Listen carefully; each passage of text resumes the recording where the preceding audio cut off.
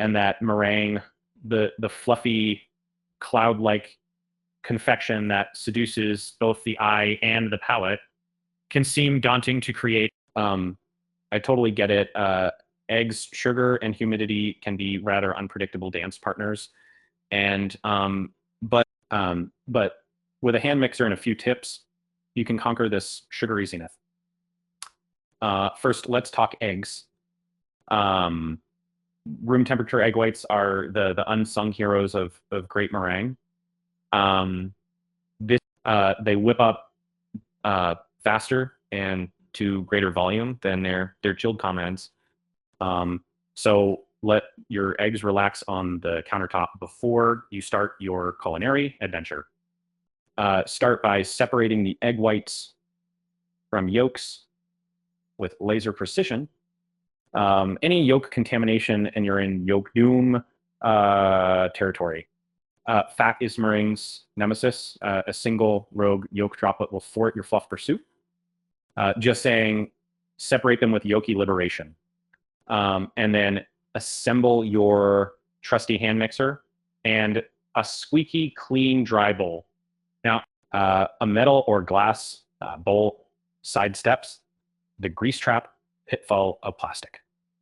Slight residue, and that's bye-bye velvety peaks. Consider vinegar wiping your bowl for extra security. Now, onto the sugar, the meringue's backbone. Fine granulated sugar dissolves swiftly, lending stability and sheen. Lumps are the pebble in your meringue shoe. Pro tip, give your sugar a quick blitz in a food processor for an ultra-fine finish. Begin your mix with patience, friend. Start slow. And once the eggs are foamy, it's time to add sugar, slowly, like dropping a penny into a wishing well. Don't rush. Sugar on speed results in an overly dense, greedy nightmare. As you increase the speed, watch for the mystical soft peaks. They're the sweet spot before adding that stabilizing superstar cream of tartar, and mix until magical stiff peaks form.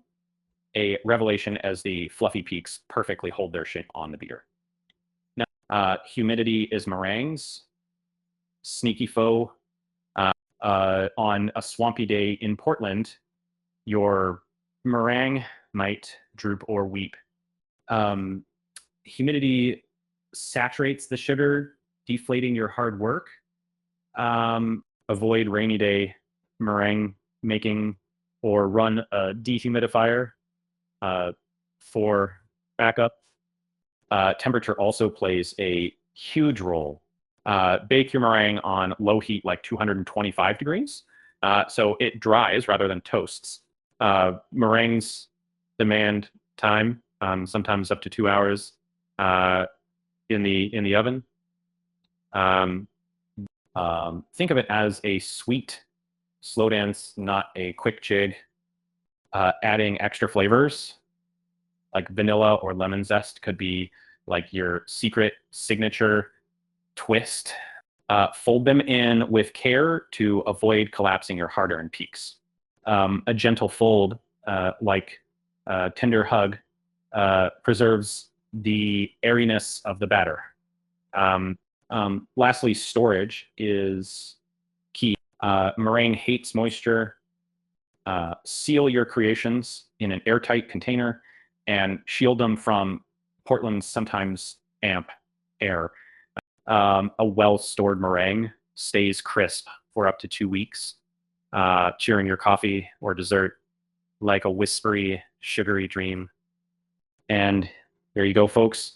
Armed with a hand mixer and newfound knowledge, the world of meringue making is yours to master.